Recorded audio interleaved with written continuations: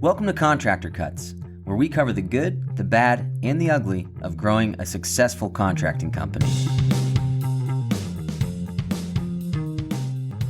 Welcome back to Contractor Cuts. My name is Clark Turner. I'm Jared Flowe. Thank you for joining us again. So this week we are talking about the ADHD contractor. Yep. Is it a weakness? Is it your kryptonite? Is it your superpower? How are you as a contractor successful?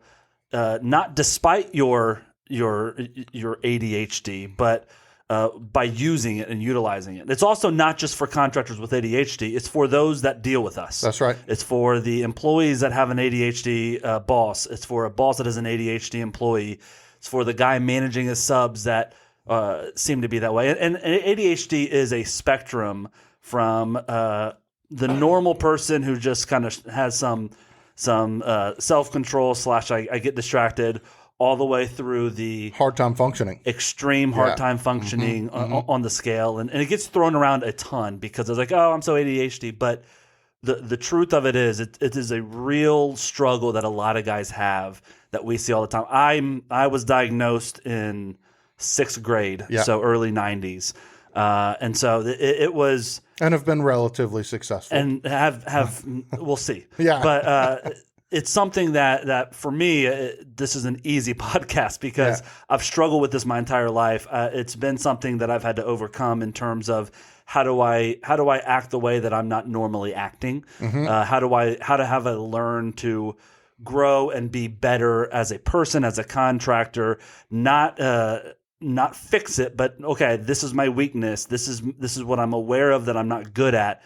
How do I move beyond that? So that's what we're talking about today. A part of the reason why we wanted to do this one is the majority of the contractors that we consult with, coach, and whatever have some form of this, struggle with this, and it just seems to apply to this industry specifically for sure. Yeah, well, and we're gonna go through kind of growing up with ADHD if we dive into my life, because again, this isn't everybody. Everyone's got different things.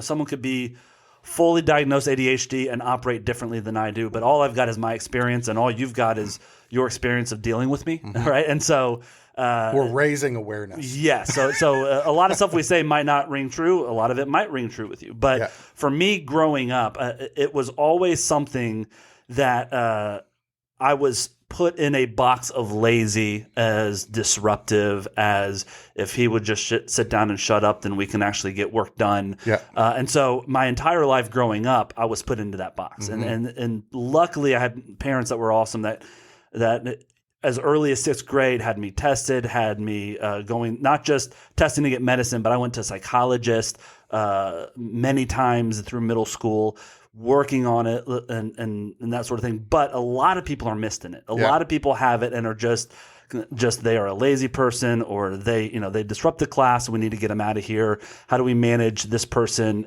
in terms of shutting them up and shutting them down, as opposed to leaning into what makes them that way? Well, and I think also just the males in this, growing up like this get misdiagnosed as like, oh, they're just boys. Yeah. They're just boys being boys and all that stuff. Like, that could be true, but there's also a part of this that could be, there's something we could do to help them and educate them on something they struggle with. Yeah.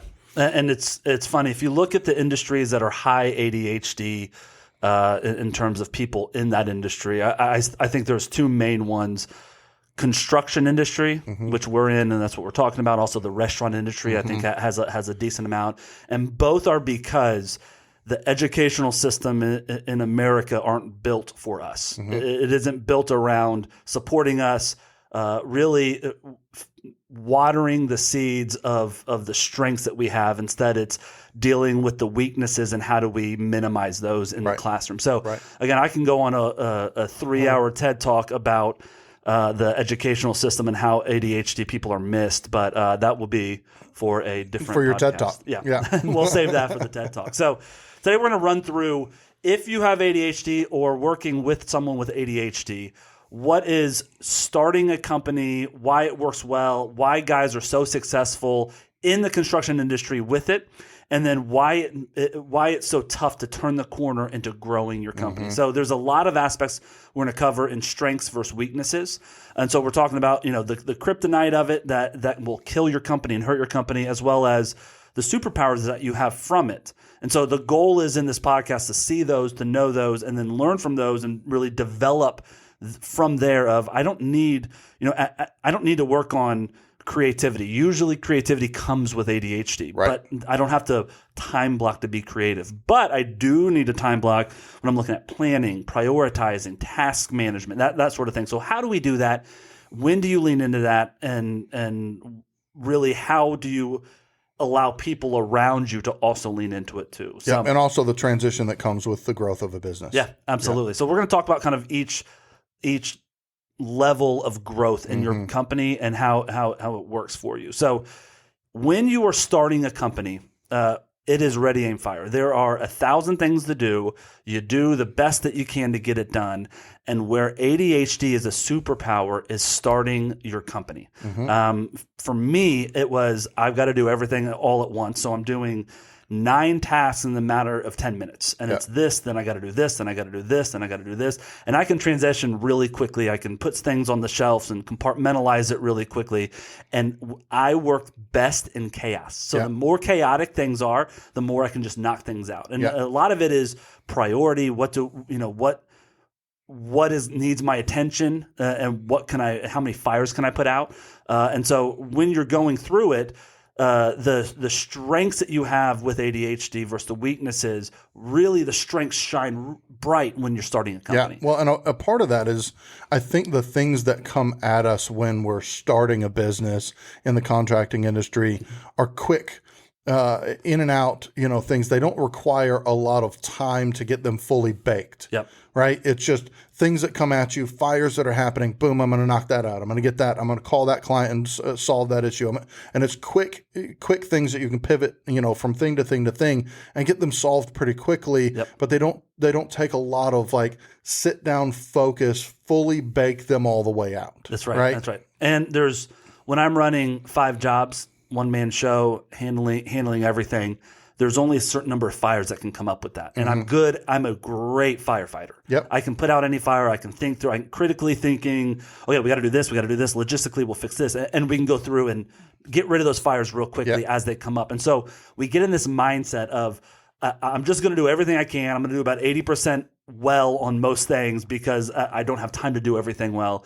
And the stuff that I don't get to, it doesn't matter, right? I don't need to time block for marketing and directional things because I've got so much work. I got 6 months of clients waiting for me to do work. Right. And so a lot of the planning, the strategizing, the thinking through what needs to be organized, how do I manage my time better, and how do I get super efficient? That stuff doesn't matter when day one. Right. Efficiencies are great, but when you're picking up 2% of profit on a job, and I'm doing, $200,000 a year, that's not a big pickup. I can sacrifice that. Right. When we're doing $5 million a year, $10 million a year, 2% is a ton of money. Right. It's 2% can be the difference of success and failure for a company, closing the doors versus thriving. And it's not that important day 1, day 2, day 3. It's important year 2, year 3, year 4. Well, and I think with a small contracting company that the owner is able to operate in their strengths or superpowers, you can stay in that space and really avoid, for the most part, the kryptonite items, the things that that are required for business and growth, and you can stay in that spot and just remain in your superpowers. But I think that's a part of the reason why we hear so many people saying, I've been on the hamster wheel forever and I just can't get to that next level. And a part of that moving to the next level is the reorganizing of the priorities of things that have to be done. And I think that's where all of a sudden the kryptonite comes into play. And if you don't know what to do with it, you fall back into your old behaviors. I'm just going to go to my superpowers. So looking at starting a company, or the first year or two running a company, or when you're a one-man show, two-man show running, I'm going to read through the strengths and the weaknesses of someone. This is my top 5 strengths, top 5 weaknesses as an ADHD person, right? I'll determine that. All right. Hyper focus, right? That's a strength. I can focus on one thing if it's interesting, if it grabs me, if it needs to be done, if I enjoy it, if it's tapping into my creativity or something I enjoy, I can focus on one thing for a long time. And people think, no, you're ADHD. You have a attention deficit. No, I have a hyper attention. I pay attention to everything. You can ask me what's in my fridge, and I've got a photographic brain of, okay, I know where everything is because I pay attention to it all, right? And so I have a large amount of attention everywhere, and I can focus it on something if it's fun, awesome, and enjoyable. That's why contractors, I can go and renovate a house and be out there and be doing, framing and electrical, whatever I'm doing out there. It's really fun and I'm good at it. So I can sit there and do that for 8 hours straight. Well, and that's why in the past, there have been days where you've come in and you've literally sat behind a computer, which is for an ADD person is like kryptonite, right? But you've sat behind a computer and you're like dialing in a spreadsheet because it's creative. And you spend hours making this thing perfect, and there's colors and there's, conditional things that when I press this happens. You'll spend hours and hours and hours rocking that thing out, and it'll be amazing, right? But the hyper focus piece of it is that was the thing that you were doing, and you're able to do that. Is the point of being hyper focused. A great example of what you just said. I can sit for 4 hours and build a spreadsheet to get the answers from the financial spreadsheets that we already have. I can pull them all together and make a really cool, awesome spreadsheet that gives me the answers I want. Right. If you want me to maintain that spreadsheet and update it weekly, not going to be the thing, right? Because that's just that's not fun. It's not the creative. That's not doing something that's new, and it's monotonous, same old every single week doing the same thing. That's never going to happen for me, right? Unless I change my mentality and how and my prioritization of things. Right. So hyper focus is one of the strengths. Another strength, creativity.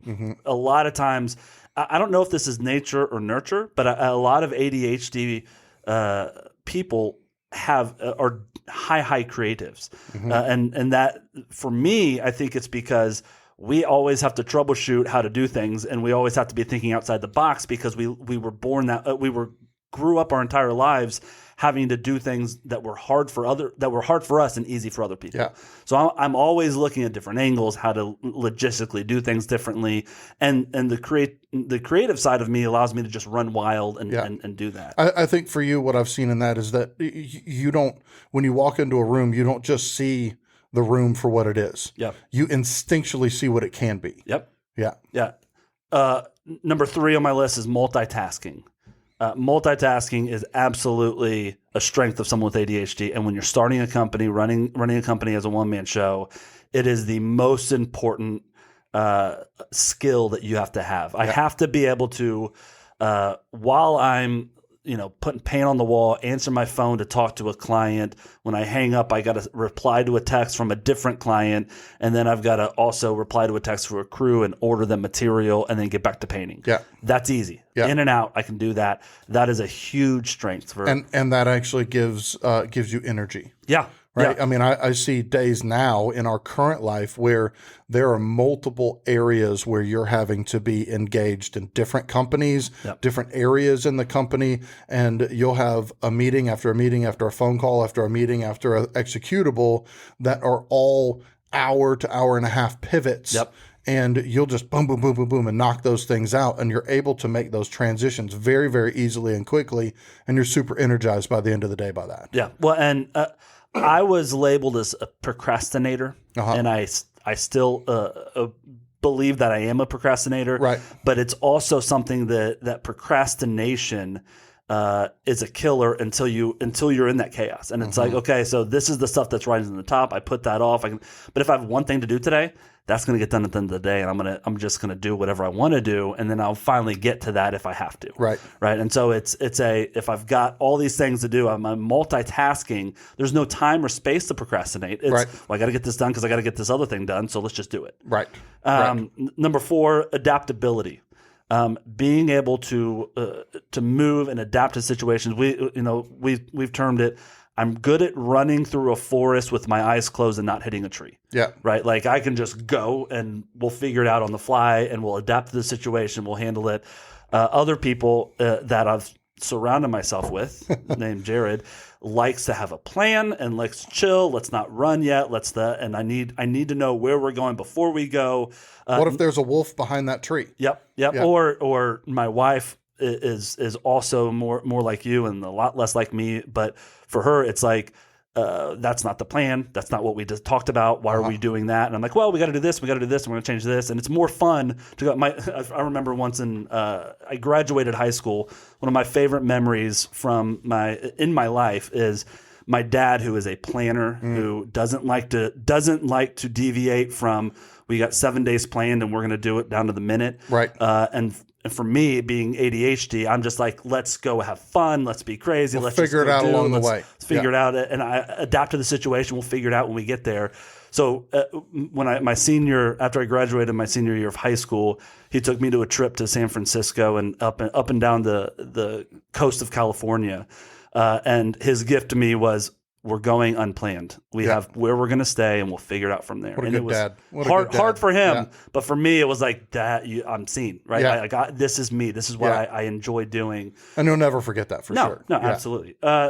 Number 5, high energy levels. When you got ADHD, it comes with high energy, and you got to have high energy because this world drains you. And so that's one top 5 for me, strengths with ADHD. The weaknesses in ADHD, organization and time management. I am a reformed, unorganized person. Hopefully. Yeah. I am organized where I need to be and unorganized where it doesn't matter right now in my life. And that's I don't have to live my life organized. I can just organize the important stuff.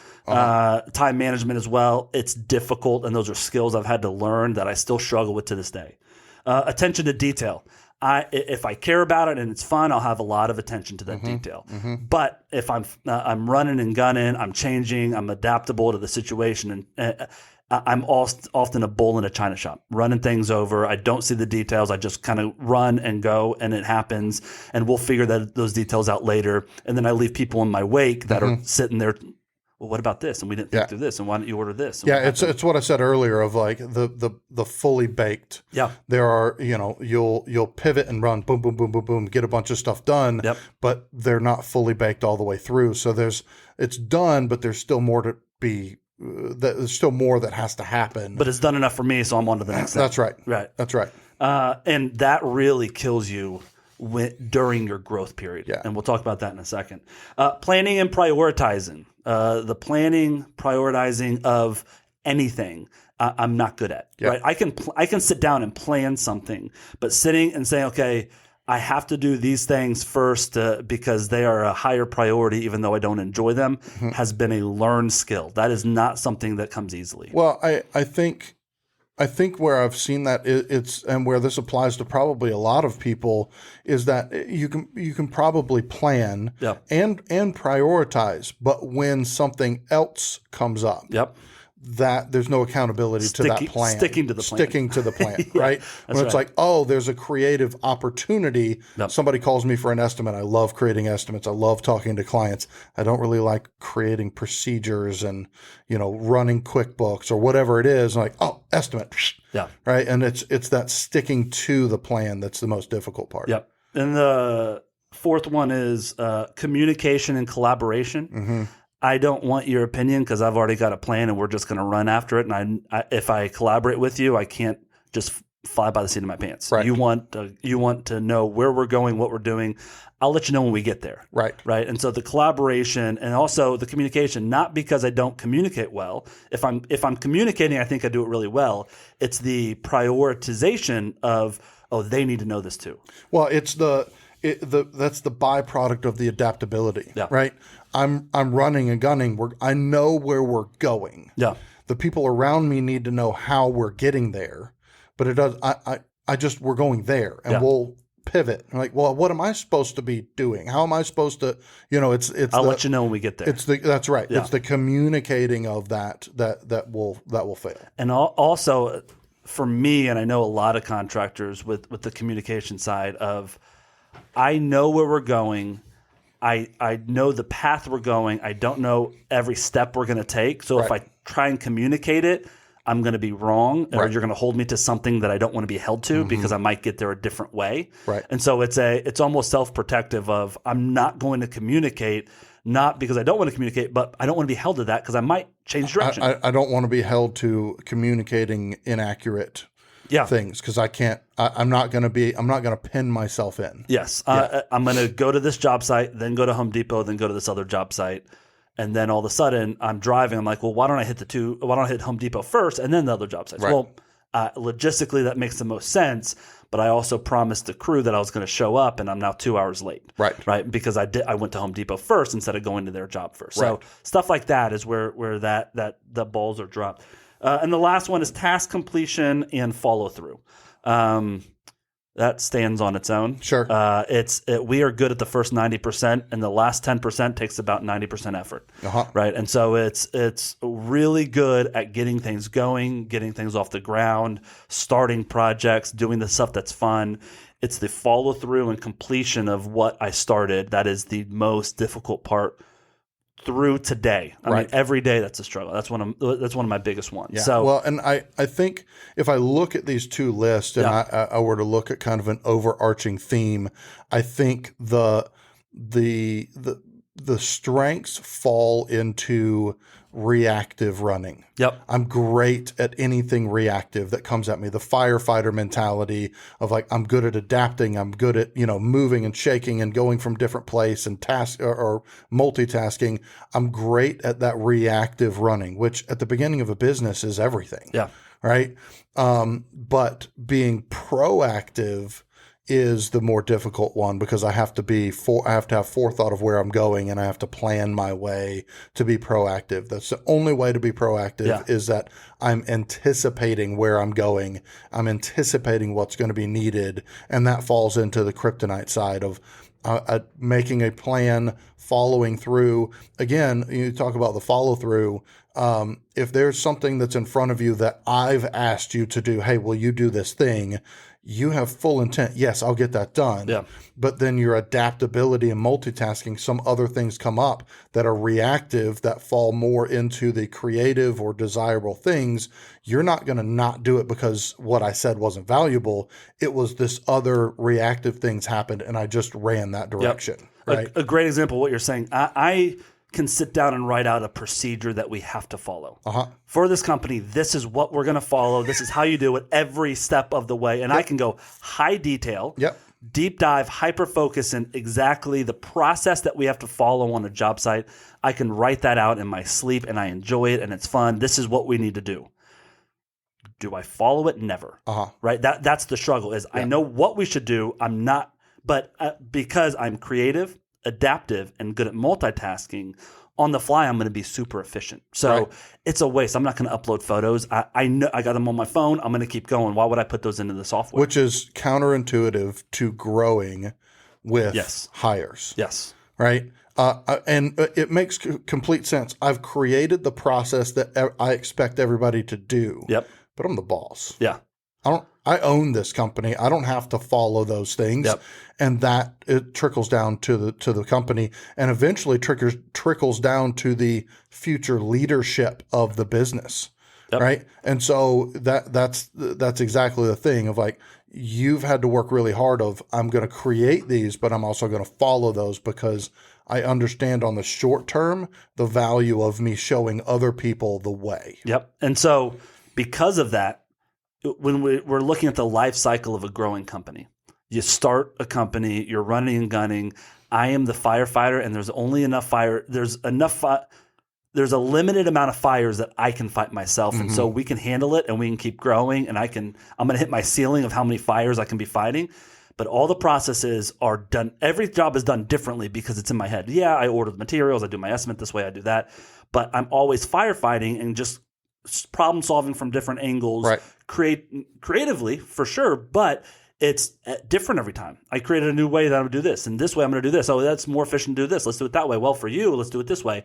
And that works really well when I'm small. when I'm transitioning to be a boss, when I'm transitioning to hire someone, when I'm going into the growth mode of my company to go beyond hitting that ceiling, that is the opposite way that allows growth. And so the problem with companies started by guys and girls with ADHD is that we have a foundation of how things are done that doesn't duplicate. Yeah. We've got a foundation of a house that's 1,000 square feet, and I'm trying to put a house that's 8,000 square feet on top of it. Right. It doesn't work. And so I need to recreate a new foundation, rip up the way that everything happens in this company, and pour an entirely new foundation. And it's overwhelming. Right. And it's like, we'll get by. We'll just add a little bit here and we'll add a little bit here. And you've got 7 different mini foundations all piecemeal together that doesn't work, and the house falls apart. Yeah.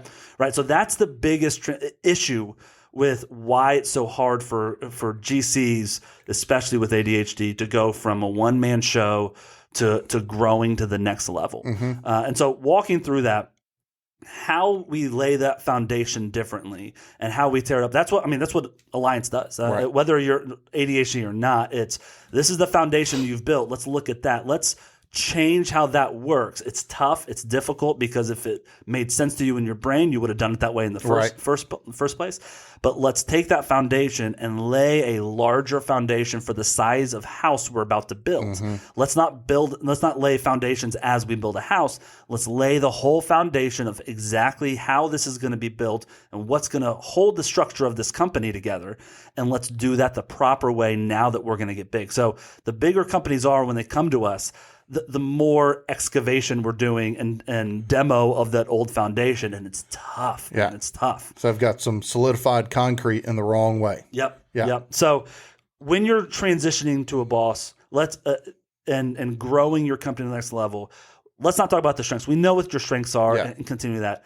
When we go through these 5 weaknesses, and this is where we're going to end, we're going to go through these 5 weaknesses as if I'm going from a one-man show to growing to the next level. How do I actively work on these weaknesses? Yeah. So one thing I'd like to add is, one of the things that we've seen is that, some of the most successful businessmen in the world, one of the main character traits is that they're self-aware. They understand their strengths, but more importantly, they understand their weaknesses.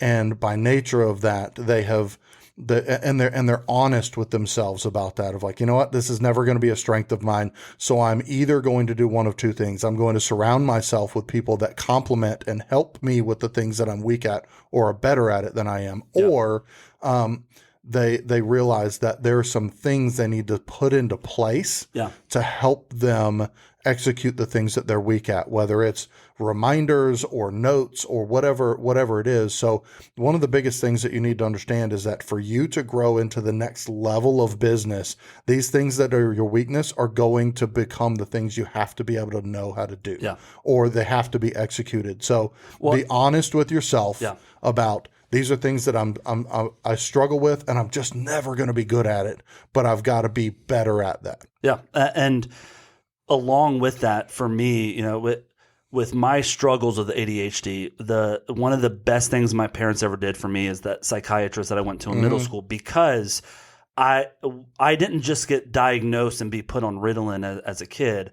I was diagnosed, put on Ritalin, and then I worked through how to be self-aware from my experience on the medicine, right? So my psychiatrist would walk me through, and I remember, it was forever ago, but I remember walking through and talking about what I enjoyed about myself when I was on my medicine.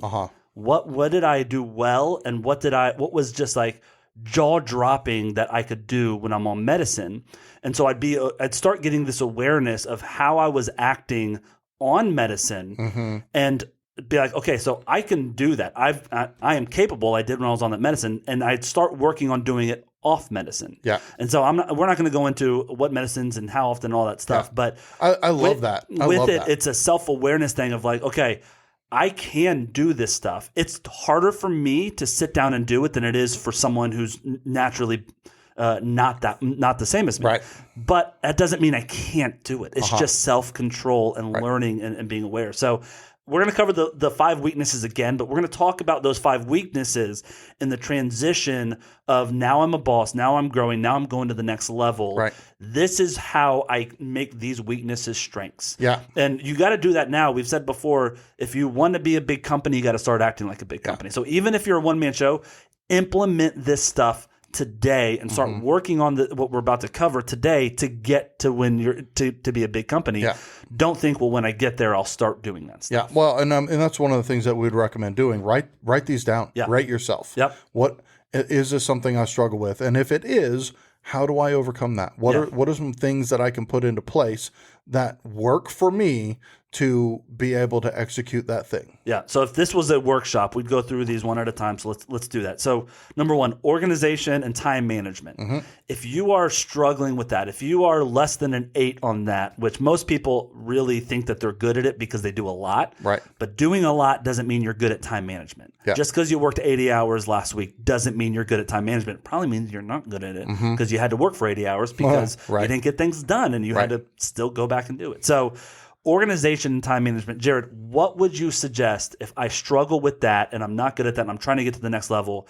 What should I start doing to work on myself on that? Well, part of the reason why time management for specifically someone who has ADD is so difficult is that they may sit down to try and do the things that they're not good at. But when that creative thing comes up or something that is an easier pivot, they're going to default to going that way. Yep. Right.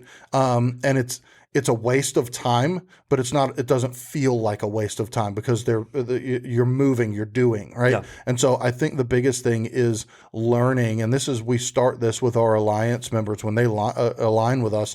With the first 4 weeks, we have some base fundamentals we start with, and one of those is time management. Yeah. And it's learning how to block your time for those creative things, but also block your time for the places when, so, you and I talked earlier, you said one of the things for you is like when you've got a task that you don't really love, but then the creative thing like an estimate came up, you would pivot to that estimate.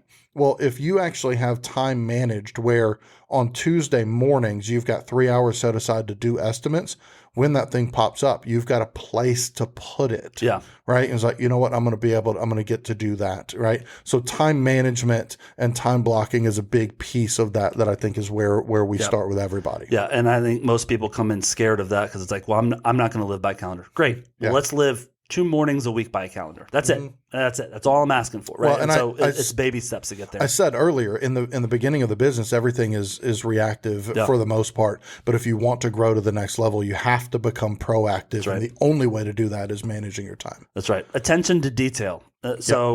How do we double down on attention to detail from it being a weakness to making it a strength for us as we grow into a boss or growing your company to the next level? Right. I would say for me, I would say there's 2 things. One, time management helps with that as well. Yeah. Right. If I've got a space of time that is meant for me to take something to fully baked and remembering the details and getting things all the way out. The other one is having somebody along with you that can be a part of it with you. That if we're going to do something that is difficult, that's going to require thinking through all the details and making sure to get all the details put in there. Bring somebody in who's detail oriented that can help with that. But then when you're talking, when you're talking about details, where does your brain go when you're thinking about like details? Is it like fully baking information or a topic or something that needs to be executed, or you mean like task, like executing tasks? Well, for me, I mean, attention to detail and that being a weakness is more, I do the stuff that's important and not the detailed stuff. And so for me to grow to the next level with it, it's saying, okay, where am I missing details? It's stepping back and grading myself like I'm my own boss and saying, okay, where am I bad? Well, I'm terrible at, my estimates are great, but that last 10% I end up spending 50% of my profits. Right. Well, it's because you didn't detail out the estimate. So great. This is going to be the new process. I would, when I was writing estimates, I'd always miss dumpsters, haul off, cleaning, landscaping, and cleaning every single time. So I wrote a sticky note, put it on my computer. Those 4 things need to be detailed on my estimate. Right. And so I started making catches for myself to add detail to things. I'd hire somebody and, you came in and I was like, okay, what are you missing that you need? And I wouldn't critique you for telling me weak spots that I have. Right. I would be like, okay, cool. Let's write that down. Yeah. I'm going to fix that. Right. And so it's allowing yourself to be critiqued on the details and that sort of thing that other people can give you eyes on that you might not see. Again, that's that place of being self-aware of like, I'm losing money on jobs, and I'm losing money on jobs because I didn't spend that extra 30 minutes to review everything and make sure I had all the details. Right. The next one, planning and prioritizing. And for me, this is the ADHD brain doesn't see the hours in a day the same way that a non-ADHD brain does. Right. It is I've got time later, not when on my calendar is this going to fit. So like you brought up earlier, I prioritized at my weakness is I prioritized the creative, fun stuff that I enjoyed doing. That was always a priority for me, and I wasn't good at planning when I was going to do that. So what I've done, and this sounds very juvenile, but I use a reward. It's a reward system, and I did this yesterday, and this is a great example. There was a bunch of things I had to do. I had to prep for this podcast. I had to meet for finances with a GC company. I had there's a bunch of stuff, emails I had to send. I had some follow-ups and other things. And we're about to build a warehouse on my land where we're going to, move the office, do office, a bunch of stuff. And all I want to do is get in SketchUp and start building out the floor plan and look at exactly how it's going to be. That's the fun, creative side. If I could just do one thing today, it's going to be that. Yeah. And so normally, if I'm living out of my weaknesses, I would have started my day yesterday with that. And all my morning good energy would have been to building this scale model of the warehouse that we're building and all this other stuff. And I would have started there. Right. But instead, how I correct that, how I move to a growing company in maturity and self-awareness is I got on my calendar. I said, okay, I got to send Patrick an email. So put that on my calendar. I've got to send this. I got to prep for our podcast. I'm going to put 3 hours for that because I need to dive deep. And so I built out my calendar. I said, okay, if I get all this done by 3, from 3 to 5 before I leave here, I can do my SketchUp. Yeah. It's a rewards. And like I said, it sounds like I'm 8 years old. If you do this, you get a piece of candy, but it works because I never got to building that SketchUp because I ran out of time yesterday because I expected everything to go well. And then all of a sudden, Jared walks in my office. Hey, we got to do this. We have someone walk in about the t-shirts we need to do. Right. And so everything starts adding up and pushing on my plan to where the stuff that I didn't have to do that I would have started with now got pushed. Yeah. Right? Well, and I think the byproduct of doing it the other way, and I would imagine that some people would connect with this. If you had started, and in the past this has happened, not a hit against you, but just the things that have happened, you've spent that time in the morning doing that creative thing when you knew you had those 6 or 7 other tasks that they needed to get done. Yeah. And you would spend that time, and then you would look up and be like, oh my gosh, I spent 4 hours on this thing. I got to get this stuff done. And so you would get those other things done, but some of them would be half-baked. Yeah. They would. For sure. It's done. It's not done. Yep. Right. And you would execute them, but it actually created more time that you needed to spend on them because now we got to take the half done thing and now we got to come back and meet about it again and fix that thing. Right. That's right. And so doing it the other way around and being honest with yourself and saying, I want to do this thing. Let me execute these things so I can execute them well and get them complete.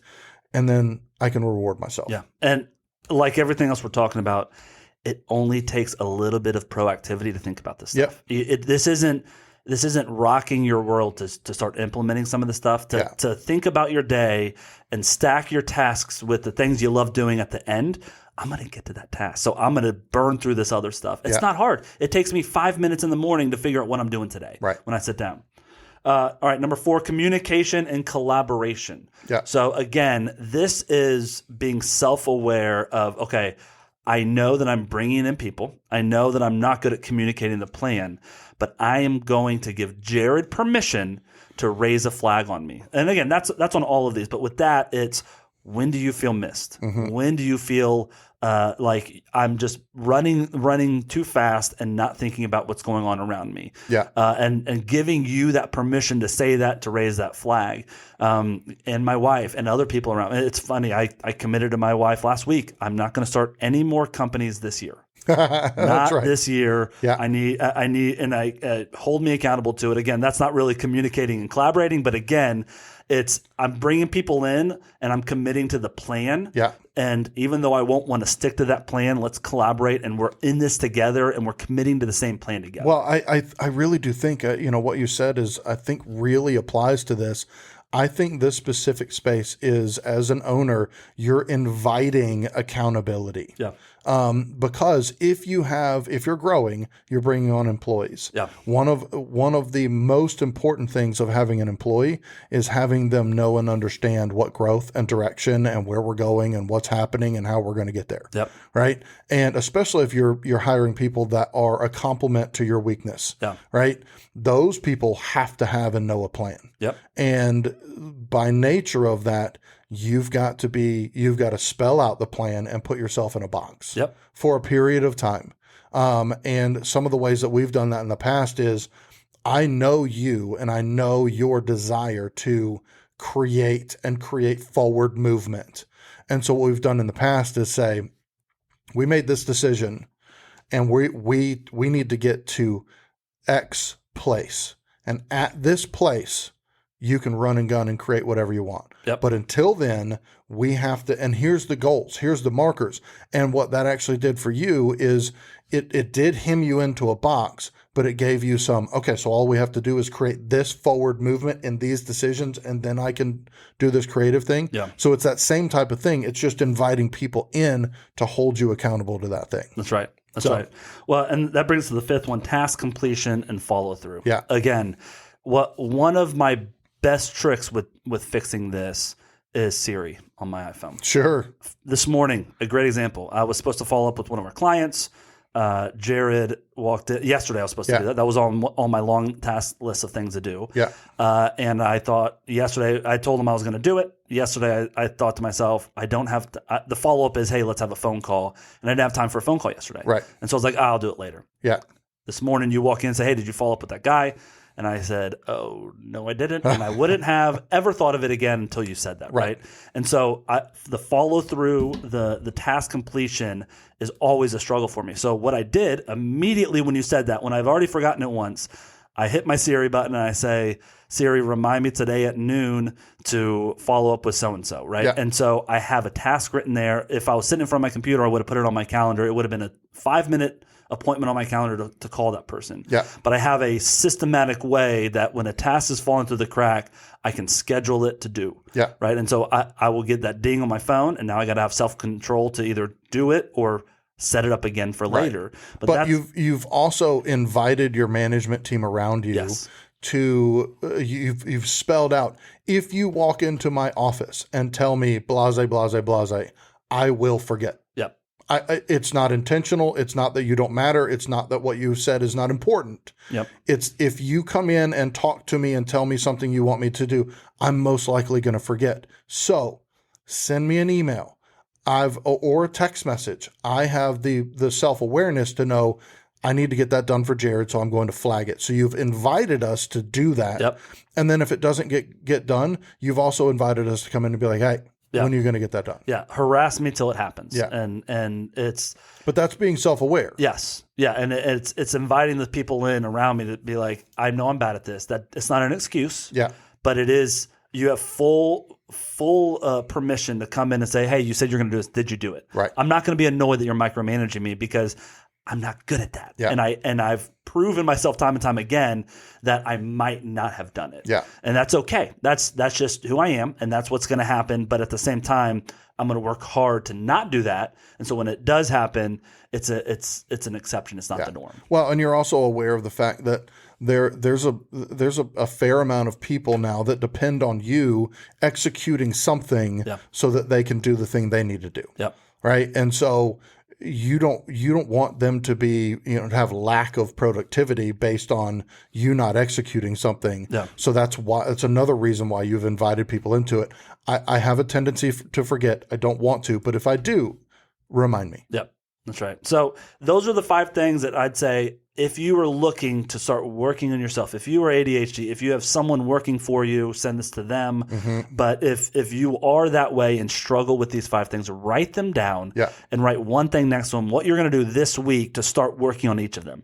Right. And say, okay, I'm going to fix this by this. I'm going to put 1 hour every Tuesday to work on X and just time block a little bit. Give us an hour here, 2 hours there, and set it up like you do your estimates, right? If I set up an estimate for Tuesday at 2 in the afternoon, I will be there at 2 in the afternoon, and I won't be answering my phones. I won't be checking my email. I'll be talking with that client because that's important. Right. From 2 to 3, no one's going to get a hold of me because I'm on the job site with that client.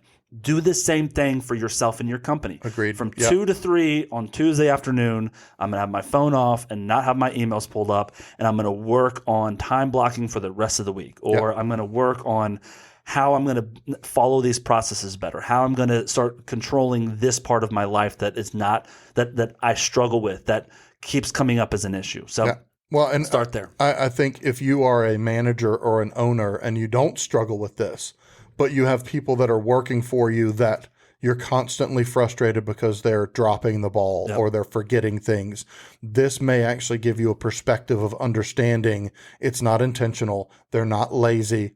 It could be. You might have hired the wrong person. But if this is a person that struggles with these things, these are also some ideas that you can apply to them and understand, okay, it's not the fact that they don't care or don't matter. They just don't operate the way that I operate. So how can I help them? How can I support them to be able to execute the thing? And a big indicator is if you have somebody who is you find yourself frustrated because there's like things that they drop the ball on or whatever, but their clients love them, their subs love them, they're energetic, they're out there. That's why you hired them, because they're good with people or they're, whatever. There's probably a high probability that they struggle with the details. They struggle with organizing their time. They struggle with that. So come in and help them. Yeah. So that's great. All right, guys, thanks for joining us. If you want to talk more, go to our website, ProServe360.com, ProServeAlliance.com. Either one works. Hit us up on Facebook, Instagram, TikTok. All the things. YouTube. Subscribe, like, help us out. So shoot us some comments. We love to see comments, and we'll reply back to them. That's it. Thank you. Talk to you all on the next podcast. See you then.